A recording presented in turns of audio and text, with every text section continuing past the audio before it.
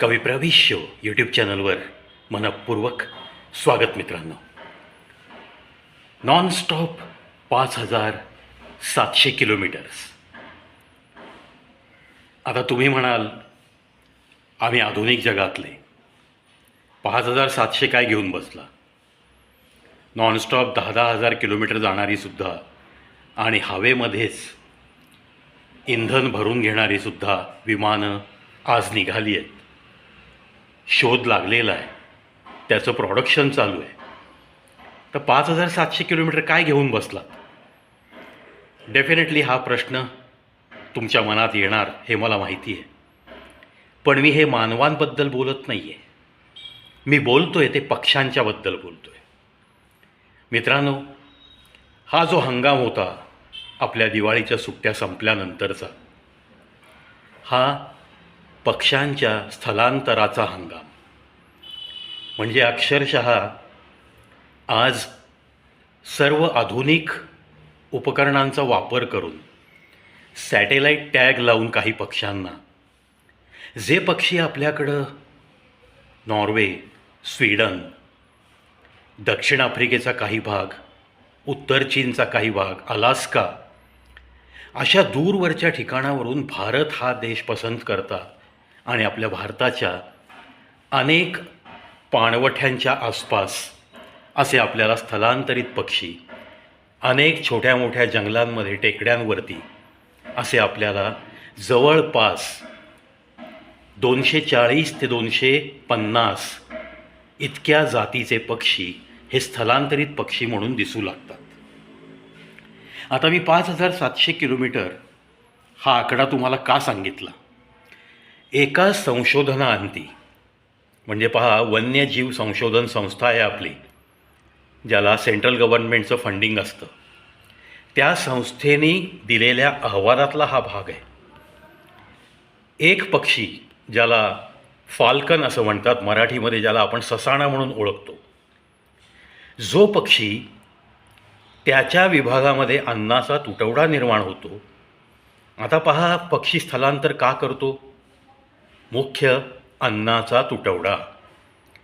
जिथं आता तुमचे प्राण जाण्याची वेळ येते, तेव्हा निसर्गतः उपजत असलेली स्वतःची क्षमता, बुद्धी, चातुर्य वापरून कोणत्याही प्रकारचा गुगल मॅप, कोणत्याही प्रकारची एकमेकांशी संवाद करण्यासाठी भाषा येत नसताना लाखोच्या संख्येने असे थवेच्या थवे आपला देश सोडून, मध्ये अनेक मैलांची समुद्र, अनेक मैलांची जंगलं सोडून ते बरोबर त्या ठिकाणी पोहोचतात.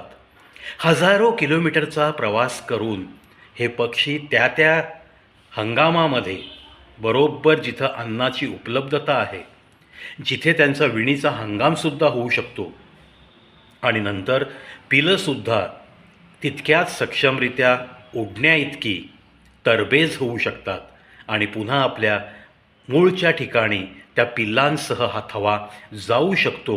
असा कालावधी बरोबर निवडला जातो आणि हे हजारो मैलांचा प्रवास करून, हजारो किलोमीटरचा प्रवास करून हे निरनिराळ्या देशातले स्थलांतरित म्हणून आपल्या भारत देशात पक्षी येतात. पक्षी निरीक्षकांना अतिशय चांगली पर्वणी असते. आता पहा, कुंभारगाव सोलापूर पुणे रोडवर भिगवणजवळ थोडंसं आतमध्ये गेलात, म्हणजे पुण्याहून सोलापूरकडे जाताना लेफ्ट हँडला कुंभारगाव हा आपला उजनी जलाशयाचा बॅकवॉटरचा भाग. तिथे फ्लेमिंगो पक्षी याचे थवेच्या थवे येतात. इतर अनेक पक्षी येतात, पण फ्लेमिंगो पक्ष्यांची ही आवडती वस्ती. आणि मग पक्षी निरीक्षकांच्या तिकडे रांगा लागतात. एक काळ होता, त्या काळी सोलापूरहून त्या भिगवणच्या कुंभारगावपर्यंत आम्ही मित्र लोक या पक्षी निरीक्षणाच्या वेडापायी सायकलवर आलो होतो. हे आज आठवलं तरी अंगावर काटे उभे राहतात.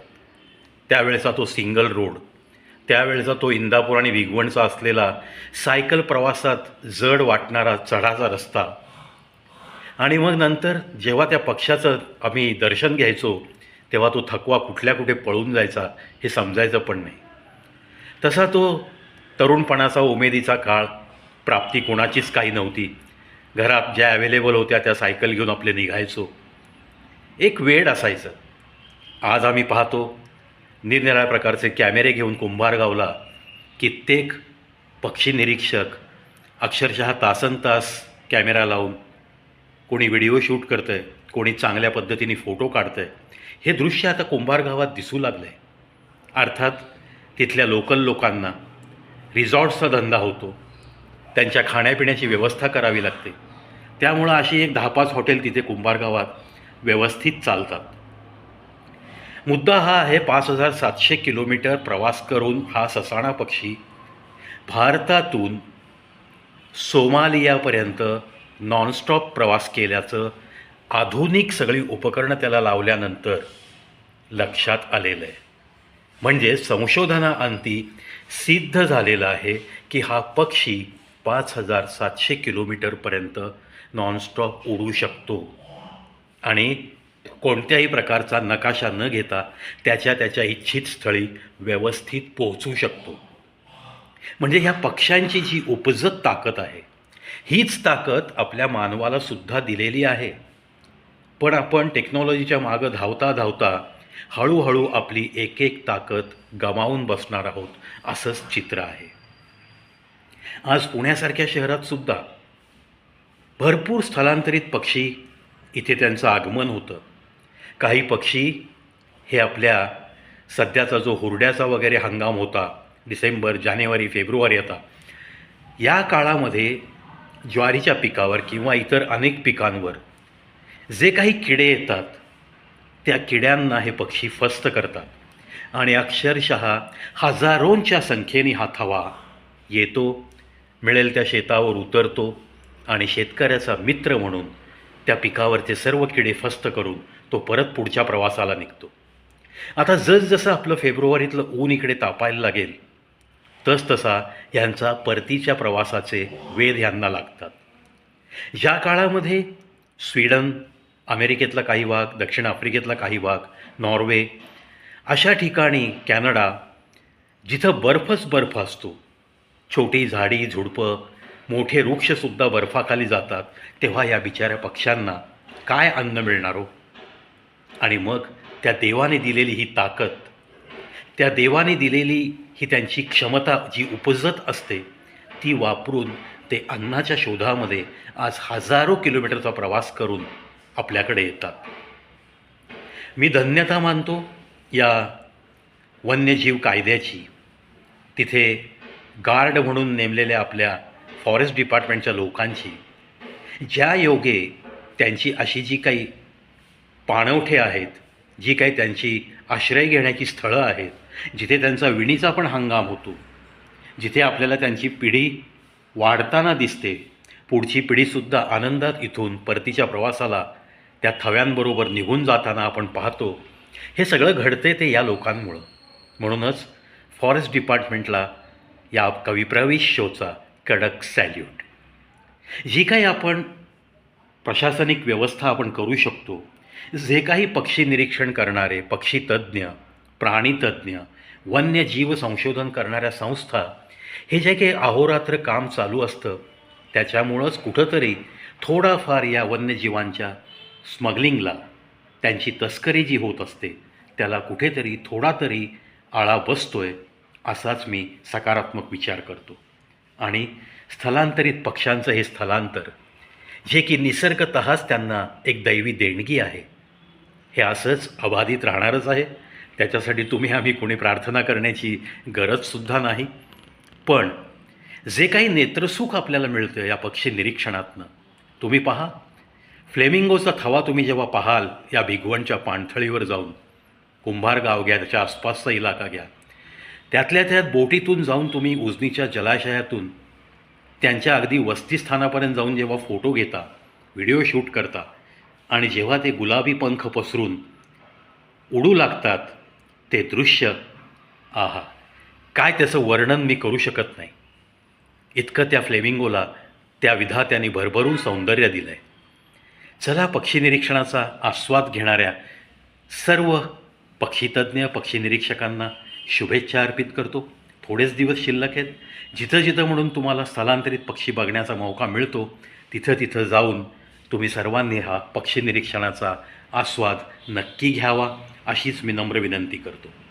आणि प्रशासनाचे पुन्हा लाख लाख आभार मानतो मी. उजनी जलाशय, पुण्याच्या आसपासच्या टेकड्या, अशा अनंत ठिकाणी, सिंहगड, सासवड, अशा अनंत ठिकाणी जिथं छोटी छोटी जंगलं आहेत, टेकड्या आहेत, पाणवठे आहेत, तिथे स्थलांतरित पक्षी येतात. त्यांच्या सुरक्षेविषयी जे काही प्रशासन करतं आहे त्याविषयी मला नक्कीच मनामध्ये एका उच्च कोटीचा आदर आहे. म्हणूनच प्रशासनाचे सुद्धा लाख लाख या कविप्रविश्य यूट्यूब चॅनलतर्फे हार्दिक आभार मानतो मी. पुन्हा एकदा सर्व पक्षी निरीक्षकांना आव्हान करेन मी, जिथं जिथं म्हणून तुम्हाला स्थलांतरित पक्षी आज दिसू शकतात असं तुमच्याकडे ज्ञान आहे, तिथं तिथं चला. तुमच्याकडे टू व्हीलर असतील, फोर व्हीलर असतील, एक दिवस या पक्ष्यांच्या सोबत सारी सुखदुःख सगळी विसरून जाल तुम्ही. अशाच ठिकाणी एक दिवस काढण्यास काय हरकत आहे. Wish you all the best.